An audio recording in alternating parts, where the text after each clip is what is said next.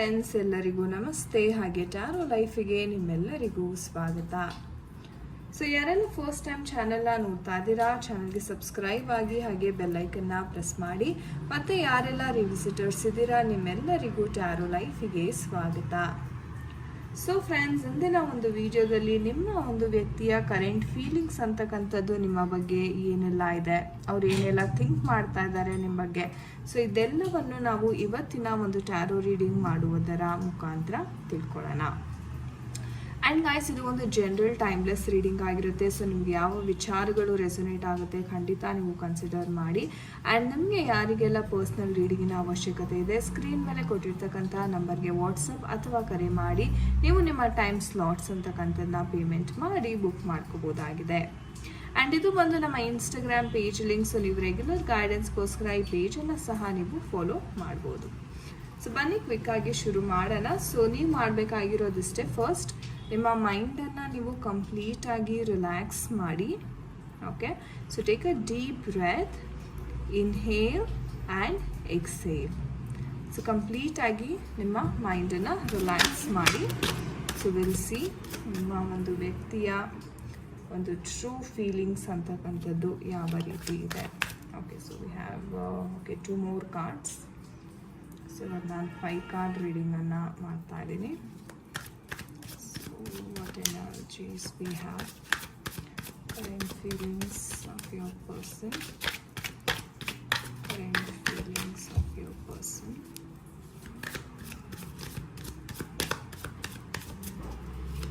So think of your person, ಡೀಪಾಗಿ think ಮಾಡಿ.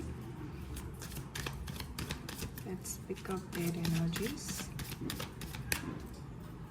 and feelings of your person. So we have the Temperance card and we have the King of Pentacle card. Fine. And bottom of the deck nododadre we have the Queen of Sword energies barta ide. Okay, fine. So guys, ee ondu energies na nododadre I can see lot of disturbance ನಿಮ್ಮ ಒಂದು relationship ಅಲ್ಲಿ.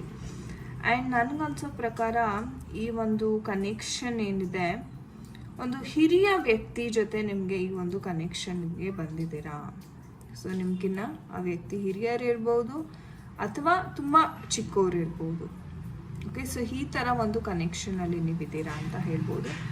And ಹೇಳಬೇಕು ಅಂದರೆ ನಿಮ್ಮ person ತುಂಬ mind ಅವ್ರದ್ದು strong ಅಂತ ಹೇಳ್ಬೋದು. ಅಂದರೆ ಒಂದು ಕ್ಷಣ ಇವರು ನನಗಿದು ಬೇಕು ಅಂತ ನನಗೆ ಹಠ ಹಿಡಿದ್ರೆ ಯಾವುದೇ ಕಾರಣಕ್ಕೂ ಅವರ ಮೈಂಡನ್ನು ಅವರು ಬದಲಾವಣೆ ಅಂತಕ್ಕಂಥದ್ದು ಮಾಡಲ್ಲ. ತುಂಬ ಸ್ಟ್ರಿಕ್ಟ್ ಅಂತಕ್ಕಂಥದ್ದು, ಅಂದರೆ ಒಂದ್ಸರಿ ನಿರ್ಧಾರ ತೊಗೊಂಡ್ರೆ ಮುಗೀತು. ಸೊ ಈ ಥರ ಒಂದು ವ್ಯಕ್ತಿತ್ವವನ್ನು ನಾವು ನೋಡ್ಬೋದು. ಆ್ಯಂಡ್ ಎಲ್ಲೋ ಈ ಒಂದು ವ್ಯಕ್ತಿಯ ವ್ಯಕ್ತಿತ್ವ ಏನಿದೆ, ಇವರ ಒಂದು ಶಿಸ್ತಿರ್ಬೋದು ಅಥವಾ ಇವರು ಮಾತಾಡೋ ರೀತಿನೇ ಕೆಲವೊಮ್ಮೆ ನಿಮಗೆ ಎಷ್ಟೊಂದು ಸಲ ರೂಡ್ ಅನಿಸುತ್ತೆ, ಅಥವಾ ತುಂಬ ಅವರು ಮನುಷ್ಯತ್ವ ಇಲ್ಲದೇ ಮಾತಾಡ್ತಿದ್ದಾರೆ ಅನ್ನೋ ಒಂದು ಫೀಲಿಂಗ್ ಸಹ ನಿಮಗೆ ಬರುತ್ತೆ. ಅಂದರೆ ಇಲ್ಲಿ ಏನಪ್ಪ ಅಂತ ವಿಚಾರ ಇದೆ ಅಂತಂದರೆ, ಡಾಮಿನೇಷನ್ ಅಂತಕ್ಕಂಥದ್ದು, ಹಠ, ವಿಪರೀತವಾದ ಹಠ ಅಂತಕ್ಕಂಥದ್ದನ್ನ ನಾನಿಲ್ಲಿ ನೋಡ್ತಾ ಇದ್ದೀನಿ.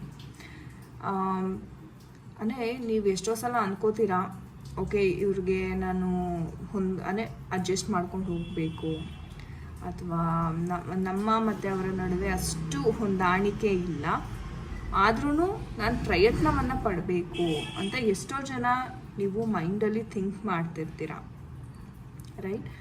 ಬಟ್ ಇವರ ಒಂದು ಎಕ್ಸ್ಪೆಕ್ಟೇಷನ್ಸ್ ಏನಿದೆ ಅಂದರೆ, ಇವರು ಓಕೆ ನನಗೆ ಈ ಥರ ಇರಬೇಕು, ಆ ಥರ ಇರಬೇಕು, ನಾನು ಪ್ರೀತಿ ಮಾಡೋರು ಸಹ ನನಗೆ ಇದೇ ಥರ ಬೇಕು. ಸೊ ಒಂಥರ ಹೇಳಬೇಕು ಅಂದರೆ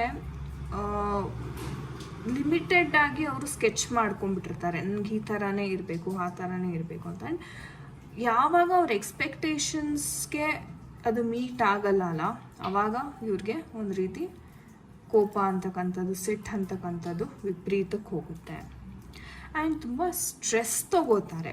ನಿಮ್ಮ ಪ್ರೀತಿ ವಿಚಾರದಲ್ಲಿ ಅವ್ರು ತುಂಬ ಎಕ್ಸ್ಪೆಕ್ಟ್ ಮಾಡುವಂಥದ್ದು ಸಹ ಇದೆ. ಆ್ಯಂಡ್ ತುಂಬ ಸ್ಟಬಾರ್ನ್ ಇದ್ದಾರೆ. ಆ್ಯಂಡ್ ಸರಿಯಾಗಿ ರಿಪ್ಲೈ ಮಾಡಲ್ಲ, ಮೆಸೇಜಸ್, ಫೋನ್ ಕಾಲ್ಸ್ ಏನೇ ಇರ್ಬೋದು. ಅಂದರೆ ಇವ್ರು ಮಾಡಿದಾಗ ನೀವು ಅದನ್ನು ಅಕ್ಸೆಪ್ಟ್ ಮಾಡಬೇಕು. ಆದರೆ ನೀವು ಏನಾದ್ರು ಹೇಳ್ಕೋಬೇಕು ಅಂತ ಅವ್ರಿಗೆ ಮಾಡಿದಾಗ ಅದಕ್ಕೆ ರೆಸ್ಪಾಂಡ್ ಇವರು ಮಾಡೋದಿಲ್ಲ. ಸೊ ಆ ಥರ ಒಂದು ಸಿಚುವೇಶನ್ಸ್ ಅಂತಕ್ಕಂಥದ್ದು ಇಲ್ಲಿ ಕಾಣಿಸ್ತಾ ಇದೆ. ಆ್ಯಂಡ್ ಹೇಳಬೇಕು ಅಂದರೆ ತುಂಬ ಒಂದು ಸ್ಟ್ರೆಸ್ಸಲ್ಲಿದ್ದಾರೆ ಅಂತ ಹೇಳ್ಬೋದು. ಅಂದರೆ ಇವ್ರಿಗೆ ಹೇಗಂದರೆ ನನಗನ್ಸೋ ಪ್ರಕಾರ ಕೆಲಸದ ವಿಚಾರ ಹಾಗೆ ಎಮೋಷನ್ಸ್ ಎರಡೂ ಇವರ ಜೀವನದಲ್ಲಿ ಬ್ಯಾಲೆನ್ಸ್ಡ್ ಇಲ್ಲ, ರೈಟ್? ಸೊ ಒಂದು ರೀತಿ ಹೇಳೋದಾದರೆ ಆಸೆ ಆಕಾಂಕ್ಷೆಗಳು ವಿಪರೀತ.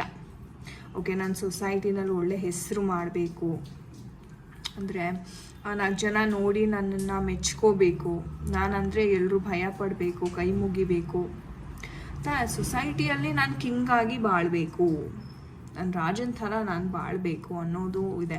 ಆ್ಯಂಡ್ ಆಸ್ತಿ ಮಾಡಬೇಕು, ದುಡ್ಡು ಮಾಡಬೇಕು. ಬಿಕಾಸ್ ಇವರ ಒಂದು ಪ್ರಕಾರ ಹೇಳೋದಾದರೆ ದುಡ್ಡಿದ್ರೆ ಏನು ಬೇಕಾದರೂ ಮಾಡ್ಬೋದು.